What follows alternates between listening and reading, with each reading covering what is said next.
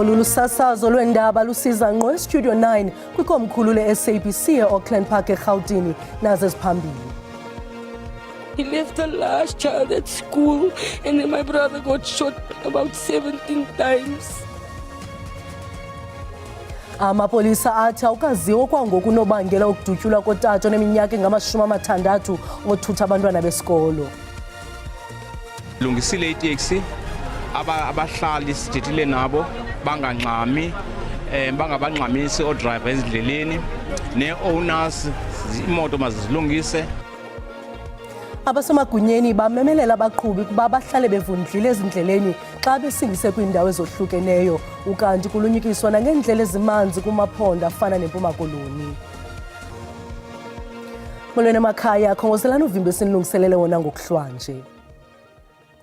Amapolisa athi unobangela wokudutyulwa kotata oneminyaka engama-60 othutha abafundi besikolo awukaziwa kwangoku. Oku kusemva kokuba kudutyulwe kwasweleka lo mqhubi uthutha abantwana besikolo ngakwisikolo samabanga aphantsi Sophia Town eRhawutini ngentseni yanamhlanje.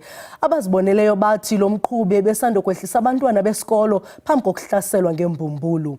Ukanti kutyholwa ngokuba isithuthi esibandakanyekayo koludutyulo sibalekile emva kwesi sehlo. Kungoku nje kuvulwa ityala lokubulala kwaye kuyaphandwa. No gangster guys, he was serving the community for almost 30 years, traveling school children.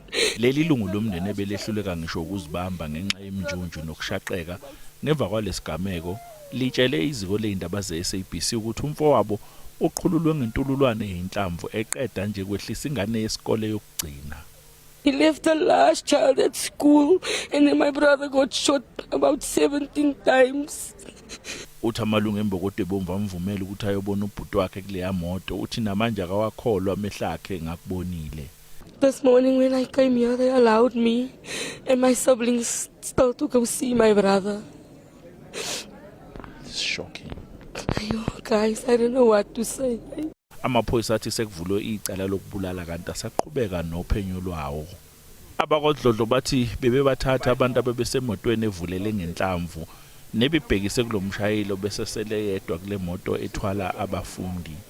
Abasolwa laba bebathathu njengoba ngisho ukuthi nosesiqalile ngophenyo lwethu ukuthi siqinisekile ngempela bebabathathu yini ngoba baboniwe bebabathathu okwamanje and sisazama nokuthola ukuthi ikhona yini imoto ebebayibeke endawoni thizeni ebebahamba ngayo ngoba kwamanje asikatholi ukuthi no ikhona imoto ebebayisebenzisa kodwa bona bebabathathu esikutholile kwamanje. Lezi ingcwezu zamabhodlela ezisaphazeke lapha phansi ngezamafastela emoto yohlobo leventure ebidutshulwa. Imoto igcina iphuma emzileni yayoshayisa ubonda. Umshayeli wale moto ushonele endaweni yesigameko.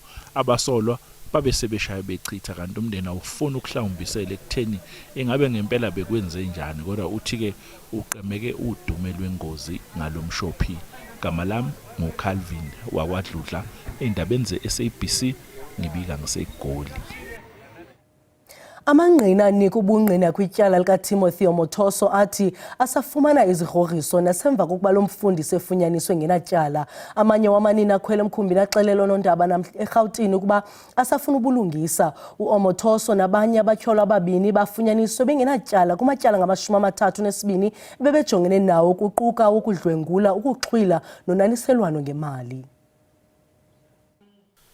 Usihlalo wekomishoni unkosikazi Mkhwanazi Xaluva esondlala injongo yale nkomfa nabamajelo endaba uthi ibuhlungu ngokungenambaliso inhlungu adlule kuyo amaxhoba oxhatshazo ngokwezesondo ezandleni zomuntu ozibiza ngomfundisi kwaye akangenqweneleli nentshaba zakhe lenhlungu. I don't need to tell you how hard this has been for all of them for 8 years in court and even before the matter went to court. Kabukhali igunya abantu lezotshutshiso ngendlela elisingethe ngayo inyewe kaMfundisi Timothy Omotoso nanjengoko ephume echaya kuwo onke amatyala ebejamelene nawo kule minyaka 8 edlulileyo. Nawo amaxhoba avakalise udano ngakwi-NPA elinye lamaxhoba lifunde umyalezo ophuma kubo njengamaxhoba. We are disappointed. We are upset, but we are not dismayed. We know whatever the outcome was, we spoke our truth and we will continue standing by it. Amaxhoba athi asafumana izigrogriso nasemva kokuba kuyiswe isigwebo. There have been threats, there have been, especially mostly from the congregants of the church, from all the branches, different branches, because we are from different branches. Usihlalo we-CRL ugxininise imbaluleko yophando-nzulu olucetyiweyo ngalenyewe ngobambiswano namanye amaziko amabini ka-Chapter 9 ukuze kuvelelwe zonke iinkalo. Uthi emva kophando lwabo olungathatha inyanga ezintathu baza kuphuma nezindululo eziza kuba lulutho kakhulu kubheka phambili. Obebhala kwiindaba ze-SABC ndingundimphiwe Gift Nongqotho ndiseRhawutini. Isebe lamanzi nogutyulo libongoza abantu abazakwenza imicimbi yenkolo neyesintu emfuleni ukuba bathi xha ngalo micimbi ngokukodwa kule mpelaveki yePasika ngenxa yeemvula ezine kakhulu kweli. Ezi mvula zibangela ukunyuka komthamo wamanzi emilanjeni nasemadamini, nto leyo yenyusa umngcipheko wokuphuphuma. Kwiminyaka engaphezulu kwemibini edluleyo ngabantu abalishumi abemkana amanzi baye kwelo isemkhulu bengayolelanga kwakuyolela bekhukuliswa zizikhukhula zamanzi ngethuba lomcimbi wokubhabhatizwa ngakumlambo iJacobskey eRhawutini. Uzikhona Rhenqo neminyaka engama-27 obudala wasindayo wazibonela ngawakhe amanzi emkanonina nonyana wakhe wayeneminyaka emibini obudala nosana lwakhe olwalineenyanga ezintathu. Umzimba olosana awukabonwa nakusasuku. Sometimes I wonder if perhaps someone saw my child and picked her for themselves, or she's probably somewhere I don't know. Okhohlela esingeni kunye nabezenkolo bathanda ukwenza imicimbi yabo ngakumlambo iJacobskey. Ayabongozwa amagqirha amaxhwele nabakwalizwi bahlabe bekhangeka. We are urging those doing their practice not to leave their belongings here, including candles they are using, rather take them home or dispose them off. We are the ones who are taking them there. Then I'm the one who's taking those people to go to the river streams. Unfortunately, we don't even want them that at the river stream anything can happen. Urhulumente ubongoza abo baphila ngokwenza imicimbi yamanzi balumke ecaleni kwale mifula emilambo namadamu. We also want to urge those who have spiritual and ritual activities that they do in the rivers and dams to please at this particular moment move away and try to suspend them a little bit. We are not insensitive, but we are more concerned about the loss of lives because they are going to be washed away, they are going to be drowned. Kuzikhona ifoto kuphela emkhumbuzo nina nabantwana bakhe ababini kwaye njengoko umzimba osana ungekafumaneki akade axole ncamo. Abasemagunyeni kumaphondo ahlukeneyo bamemelele kubaqhubi kuba bahlale bevundlile ukusingisela kwiindawo ngeendawo. Empuma Koloni icandelo leeteksi lilumkise ngendlela ezimanzi kwiingingqi ezininzi. Empuma Koloni eMonti imibutho ekwicandelo leeteksi iphume iphulo lokuya ezindleleni kusenziwa uhlolo lokuqinisekisa ukhuseleko nokulungela kweemoto ukuba ziqhutywe ingakumbi ezihamba imigama emide. Lungisile iteksi abahlali sidithile nabo bangangxami bangabangxamisi odriver ezindleleni ne-owners imoto mazizilungise. Silapha erenkini ngoku namhlanje sicheckshe itayers zonke imoto eziphumayo, sicheckshe ifitness, zine-liability, zine-permit zayo ziright, no-driver banezo i-PTB ne-PDP. Kambe ke inkulu baphathiswa yakwaZulu Natal uThami Ntuli ngokuphathisana nomphathiswa izothutho nozinziso loluntu usiboniso Duma bathi ngumthamo wemoto ezingaphaya kwe-1,500 abawubalayo ngeyure kuhola wendlela ka-N1 no-N3. uNtuli waleke ngelixinisa ukuba ngundoqo kokubonakala kwamapolisa mbobhozwane zephondo. Our message is that KwaZulu Natal is a place people can visit. It's safe. We do everything to ensure that people are safe. Police are all over. There are different operations. Kananjalo isebe lokhuseleko loluntu nolawulo lwezithuthi eMntla-Ntshona liphansi phezulu nephulo abaliqale ngomhla wama-20 kweyoKwindla nelijolise ekwehliseni inani lengozi ngokuthi xhaxhe inani lamagosa kwiindawo ezivame ukuba neziganeko. Please make sure that you are visible on our roads. Walk towards vehicles so that you can see vehicles approach you, and always stay on the side of the road and make sure that you survive and arrive alive. Logama abantu abahlanu baphulukene nobomi babo ze abathathu bonzakala ngokumandla kunquzulwano lola wendlela kaN4 phakathi kweBelfast neMakadodorp eMpumalanga. Isithethi sesebe lokhuseleko loluntu Muweti Musi uthi isimo sezulu esizalise imigqobhozo yamanzi ezindleleni singabe sibe negalelo kule nyewe. From what we have gathered is that it was raining heavily there earlier on when this accident happened. We are once again appealing to motorists to adjust their driving according to prevailing weather conditions. We do not expect people to drive with excessive speed. Uphando ke ngalengozi lusaqhuba ukanti ke nanjengoko kunyaka uphelileyo kweziholide zePasika ibe ngabantu abangama81 abuhlukene inyama nomphefumlo kwiindlela zaseLimpopo. Isebe lezothutho leliphondo lithe qwa ngezicwangciso zokulungiselela nakuphi na okungehla nokuqinisekisa uzinzo nokhuseleko loluntu.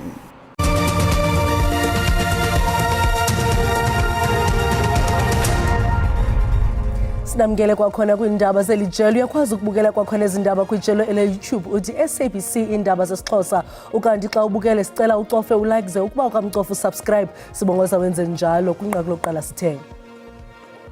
Amapolisa athi unobangela ukudutyulwa kotata oneminyaka engama-60 othutha abafundi besikolo awukaziwa kwangoku. Oku kusemva kokuba kudutyulwe kwasweleka lo mqhubi uthutha abantwana besikolo ngakwisikolo samabanga aphantsi Sophia Town eRhawutini ngentseni yanamhlanje. Abaziboneleyo bathi lo mqhubi ebesandokwehlisa abantwana besikolo phambi kokuhlaselwa ngembumbulu. Umzukulwana kaNkosi Albert Luthuli umthunzi Luthuli unike ubungqina phambi kophando ngokusweleka kaNkosi Luthuli esithi ukholelwa kuba uyisemkhulu wabulawa ngurhulumente wocalucalulo emva kotyelelo lwelungu lendlu yeNgwevu eMelika uRobert Kennedy ngo-1966. uNkosi Luthuli owayengumongameli we-ANC ngelo xesha wayevalwe umlomo ngurhulumente ngoko. I-NPA ngoluphando ifuna kuba inkundla itshintshe ingxelo yokuqala eyafunyaniswa ngoSeptemba ka-1967 yokuba ukusweleka kaNkosi Luthuli kwakuyingozi. Cishe iminyaka engama-60 selokhu kwakhothama iNkosi Luthuli ngo-1967. Umzukulu wakhe omdala umthunzi Luthuli uyanobethula ubufakazi namhlanje. Uthi umndeni awukazi ukholelwa ekutheni iNkosi Luthuli washayiswa iguzu. Uthi bakholelwa ekutheni uhulumeni wawuholwa uJohn Foster iwona wabulala umkhulu wakhe. Wayilokhu elandelwa njalo amaphoyisa ezomoya ayaziwa nge-Special Branch.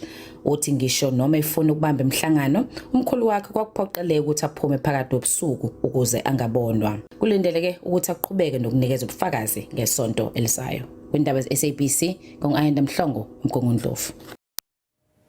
Egcinwe luvalelweni indoda eneminyaka engama-43 ubudala netyholwa ngokudlwengula intombi yayo. Le ndoda ivele ngokufutshane kwinkundla yamatyala eMathule eMpumalanga. Lo mtyholwa kwakholelwa ukuba ngumfundisi kwicawa yasekuhlaleni. Kukwatyholwa ngelithi ube idlwengula intombi yakhe ineminyaka eli-19 ukususela ngethuba ineminyaka eli-15.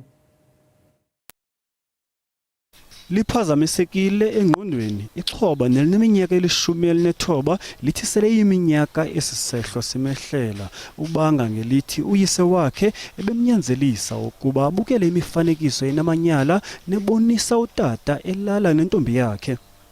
Wangirepa lapho yena ngifika kamama bengisaba kutshela mama because papa wangitshela wabane wangenda wabane show ukuthi if ngicala ngitshele abantu ngizobona mbe ngingathi ukuthi kuzowenzakalani baba umuntu losabusaka emshayana kabuhlungu makashayana so ngafike ngathula kumama ngamtshela so kwaba yinto lebekayenda every time nakumele ngiye kuvakasha nama ngibuya ukuze abe neshow ukuthi ngisengalali nebafana yina angilali nalabanye ngilala naye kuphela sekwathi makhamba isikhathi makufika grade 10 bese kakwenda every time nakakhanukile uyabuya kimi yangitshela ngikhumule ngivulete inyawo ngede ngiyangirep every time nakafuna nakabuye emsebentini noma khona ngakaye emsebentini nedena makafuna nje and beka make sure cause stepmother sami emsebentini uhamba ekseni abe 11:30 ebusuku.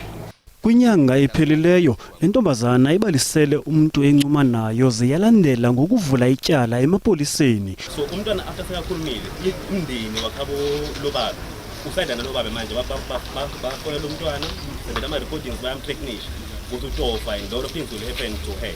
So as a community asikho happy. The stepmother ngendlela kuweka ngayo from my side ngathi bekade ukuthi what was happening. Isigqibo ngesicelo sebheyili kweli tyala simiselwe umhla wama-29 kule imiyo. Ukujongana ngezikhondo zamehlo kuyanda kwingqwayi kwezorhwebo kwihlabathi liphela nangona iBeijing isithi isakutyeshela lo mdlalo kamongameli uDonald Trump wokonyuswa kwerhafu nefuthe lelinyathelo elithwaxa iinkampani zaseHong Kong. Gisi base-Hong Kong bathi ukonyuswa kwerhafu yaseMelika kushiye ezinye iinkampani ezininzi zimelwe yimatha. Material that had already been purchased but maybe yet to be placed on the production line yet, everything has to stop now because also the US importers don't really know what they want to do.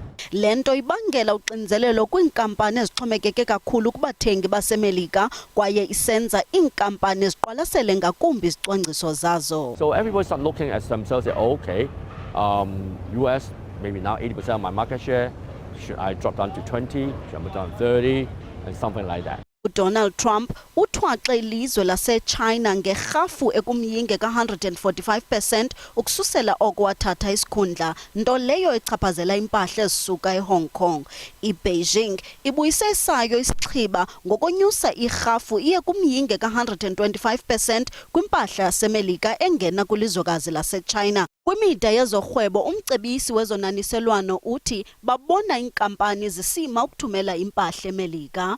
iChina ithengisa ngaphezulu kwe-400 yezigidi zedola kwimpahla eziya eMelika minyaka le, ibalwa malunga ne-15% zayo zonke izinto ezithunyelwa ngaphandle. China is sort of investing in more countries globally to try and lift up those markets so that they can essentially sell product to. They've got these much stronger relationships within Latin America, Africa, Middle East, and they are developing their own markets. Umbutho womkhonto wesizwe party uyichaze impumelelo yawo kunyulo lovalozikewu kwingingqi yaseThekwini njengophawu lokukhula kwalombutho kwezopolitiko kweli.